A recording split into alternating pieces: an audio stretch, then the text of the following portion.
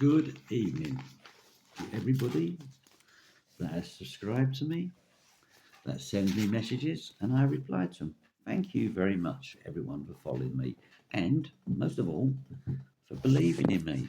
Now, I've got quite a few followers in Ireland.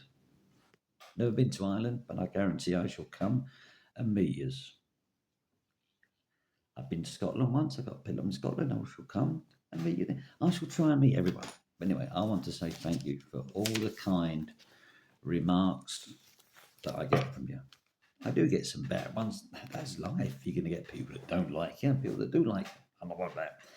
My nan used to say, sticks and stones. That's what it goes. Anyway, the weekend, I was supposed to fit a front door for my wife on her house, but I didn't get around to it. The reason why I didn't get around to it is because I watched a couple of videos Friday night. And do you remember that program, Kilroy? It was like you used to get people on and the public would ask questions. You know what I mean? Well, our friend, everyone's friend, Humpty Dumpty was on it. Yes.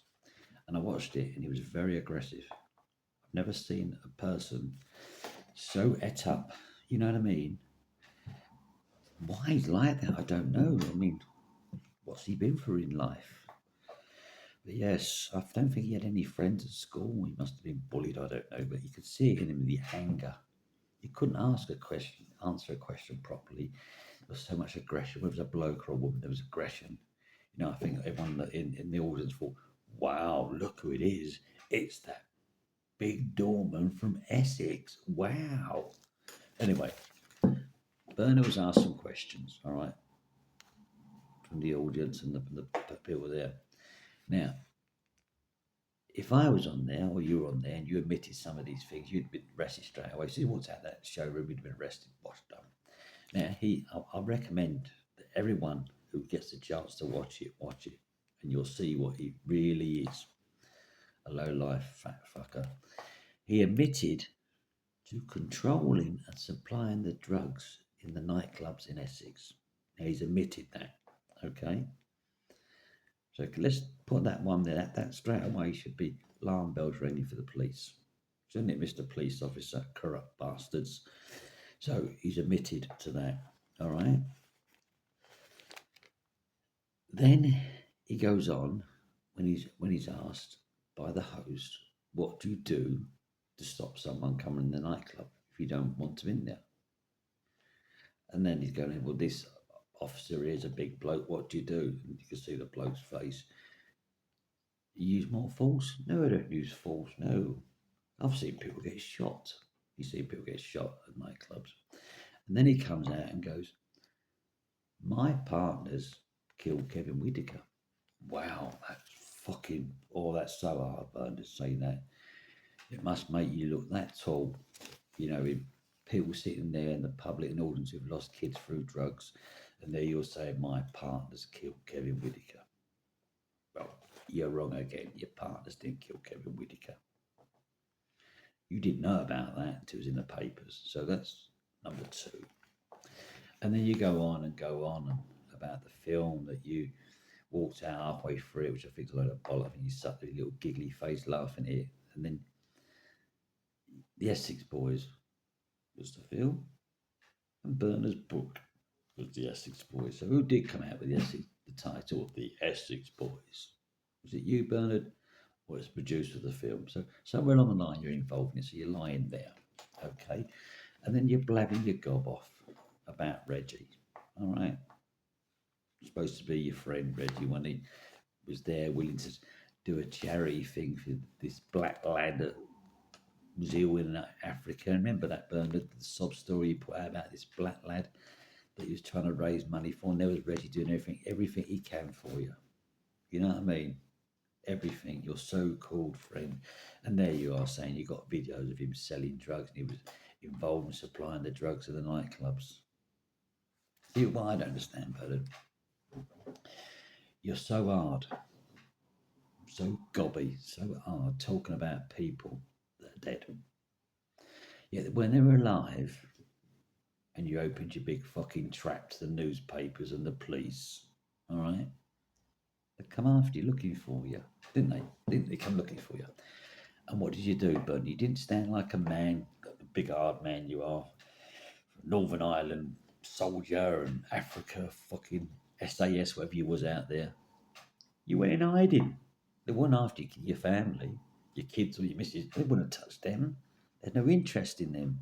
You went in hiding because you were scared. You didn't have the balls to front them. You didn't have the balls, did you? So you went in hiding.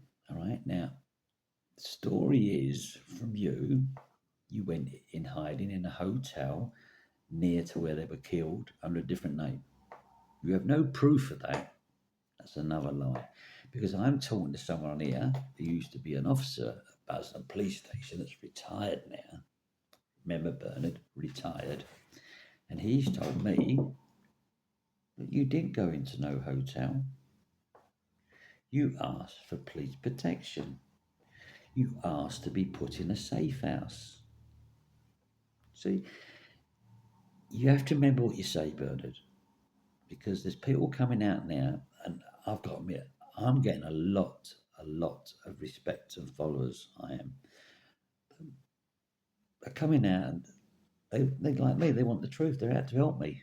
They're not out to listen to the shit that you and Colton come out with. So you didn't stay in a hotel with your family, did you? Under a different name.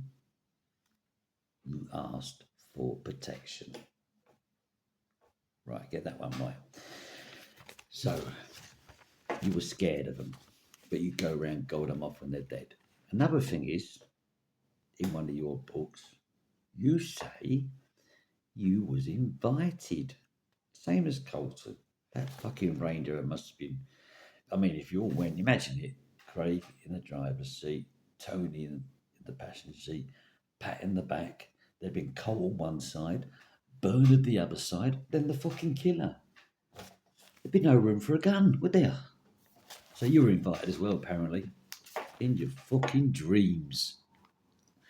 And then, when the young lass died, eh? The copper's dad accused you of killing her. He didn't accuse you of killing her. He didn't say Bernard Maloney killed my daughter, did he? He didn't accuse you. Hey, get it right. But you tried to fit up young Stephen Peckman, didn't you? Whether he did buy them and he gave them to the lass, we've all done it. Some it affects, and she took a lot more in it. The lass passed away. But we can't turn back the clock and understand that. So the pill was part of the blend with me. But you tried to fit him up. I even heard from him that you threatened him. Yeah, see, people are coming out and speaking to me, Bernard. That's what I mean. People are coming out and speaking to me. So I recommend that everyone, when they get the chance, to find it on Kilroy, Bernard King, whatever his fucking name was. He has so many names on telly, and listen to what he's got to say. Eh? Because by rights, that fat lump should have been arrested as soon as you walked out of that fucking TV programme through the doors, bosh your nicks. And ask yourself why. Why is he getting away with too much? Eh? Because he can't keep that fucking big trap shut. So I'm not going to talk about Bernard no more, because he is the lowest of lowest. He's worse than dog shit on the floor. He is. That's why he's got no friends. He's got a couple on here that are a bit gobby. Good luck to him. Say what you want about me. But if he was my dad, all right, I'd be fucking ashamed of him. I would. If he was my granddad, I'd disown him. I wouldn't think about money and what money he's got, Vinny and that. You've got a lovely family. Distance yourself from that fucking idiot that keeps coming out of lies after lies after lies. If you don't, you're going to be no better than him. That's my opinion. Take it or like it. Anyway, that's gone. I'm going to get rid of that because that made me laugh. But truthfully, you do want to go and watch it. You'll enjoy it. So, anyway, I'll tell you a story. And it's a true story. I don't make them up like fucking Billy the bullshit Humpty Dumpty does. Or fucking Jigsaw Boy Cuzzle Rat the Pack, fucking Colton. Anyway, we're going to go back to, I think it was about started 94, I think.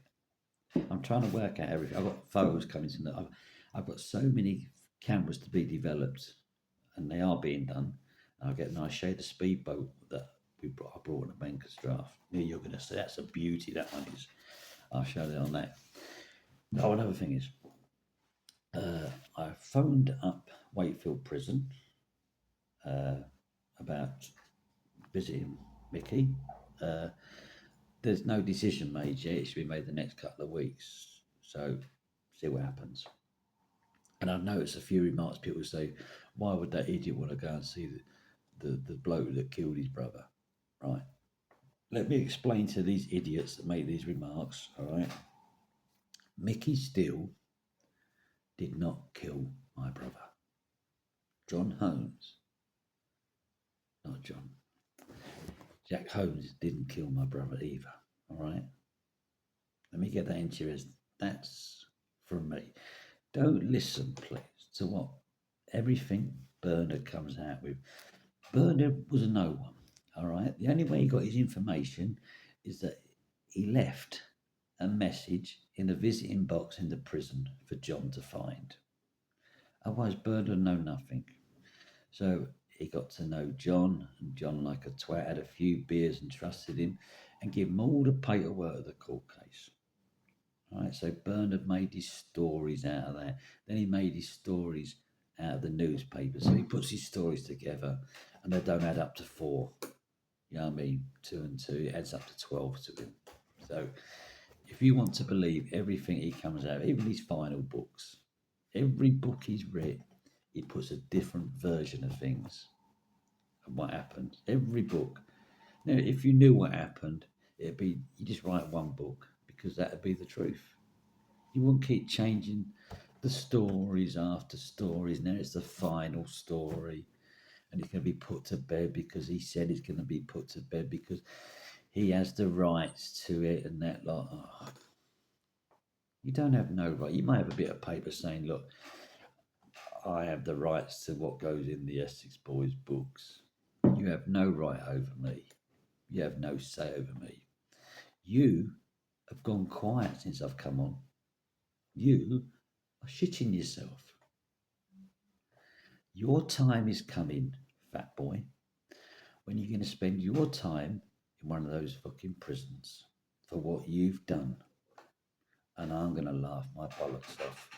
I'll even come and visit if you send me a VO. I will. Because you got another fucker come and see you. It's coming, Bernard. Take my word. It's coming to you, mate. You're going to come unstuck. You're going to get arrested for what you've done. You can't just keep walking away with things. Okay?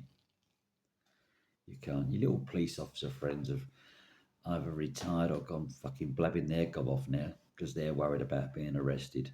But this police officer's talking to me from Basildon Police Station. I'll tell you what, I'll give you some information. You can check this out, Bernard. He used to be sergeant at Basildon Police Station before he retired. And he was down in the cells all the time. And he come from Canvey Island. Right, so check it out. Was there an officer down in the cells all the time, booking in and booking out, that come from Canvey Island, and he was a sergeant? Then you'll get a rough idea who I'm talking about. I'm told I'll keep his name out for the time being until the legal side of settles everything.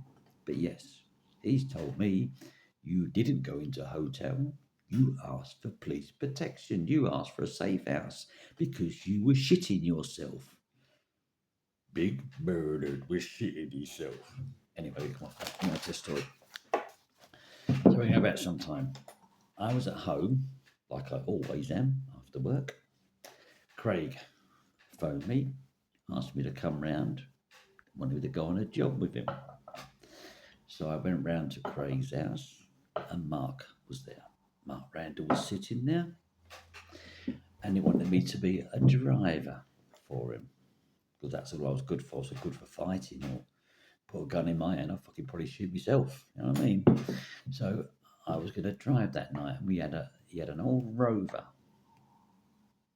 on false plates. Apparently, this is what I heard. The plates were false, but I drove the old Rover, a big, huge, chunky thing it was, and we drove to Southend seafront.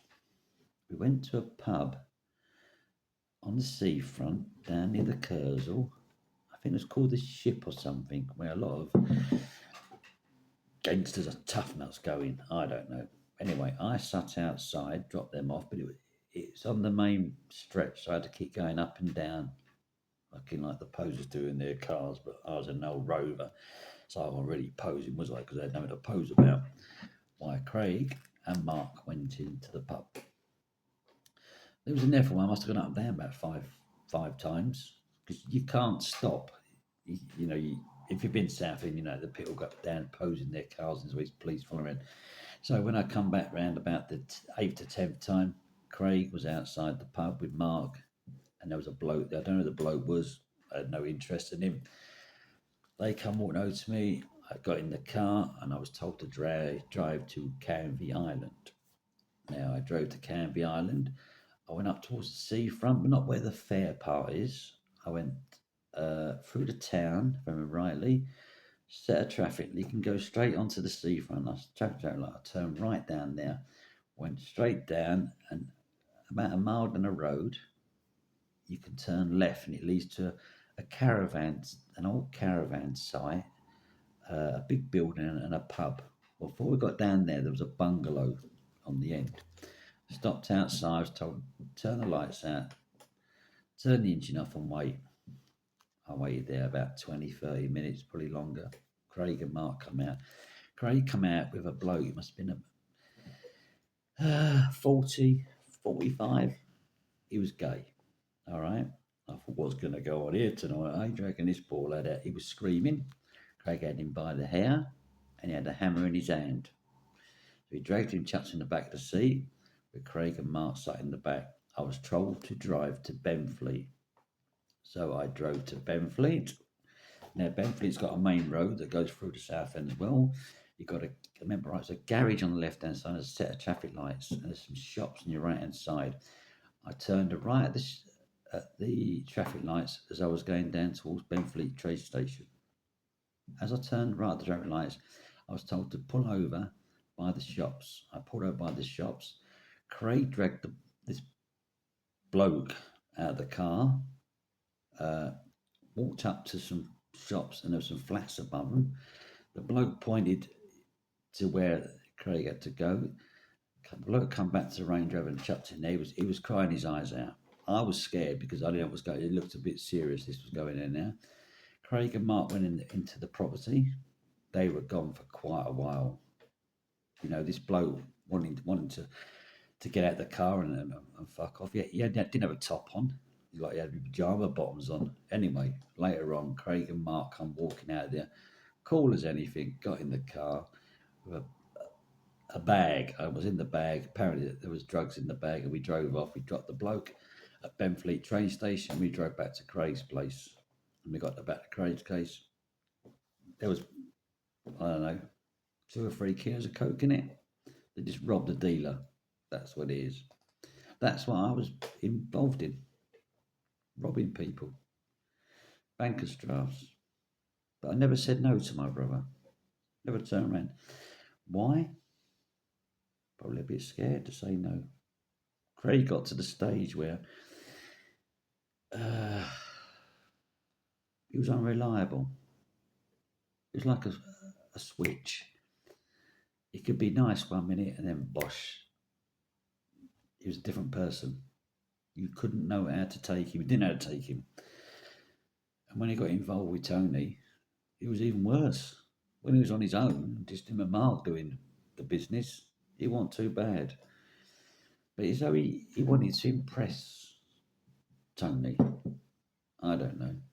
Or he thought he could go further. Having Tony by his side, because Tony was a muscle. Tony knew people. Tony, he was a tough geezer. I don't know. That's the night they robbed a bloke in Benfleet. I didn't know who they robbed. I didn't know who the bloke was. And I didn't know the gay bloke that dragged in the car. So I hope he got home anyway. I don't know if he had any money on him, but that's the way life went in our way. Hurting people, robbing people, didn't care. That's why I'm glad I got out at the end of the day. So anyway, I'll do another one the weekend. Okay. I'm going to tell you about a jet ski, a stand-up one that we nicked from Pitsea. Down there, you go past Pitsea Tip, and down there's like a bit of a marina thing. People know who lived in Pitsea. I'll tell you about the stand-up jet ski we nicked for smart. Yes. Anyway, goodbye everyone. Have a nice week. I was on a course today, forgot to tell you. Nothing special. Risk assessment course, that sort of thing. Good. Learned a few things. So I'm not that thick, am I? Hey. Hopefully I should hear about my promotion company soon when things are happening. As soon as I know something, I'll let you know. If it don't happen, I will apologise to everyone and I will pay out my own money to come and see you. That's how, because I'm better than that. I don't like promising people things and letting them down. So there is a couple of people want to do a podcast with me. The young barmaid does, Sachet. At the minute, I'm a bit snowed up, but I will sort one with you soon, and I promise. I don't like letting people down. Like I say, I stick to my word. I stick to my guns. I'll be honest. Everything I say, I don't come in here and beef myself up as a gangster, an hard nut, flying guns around, shooting people. That's not me. Wasn't me at all. Never has been me. Not saying I can't handle myself. I have to. We all got an animal in us. Mine's probably a mouse, but yes. Anyway, good night, everyone.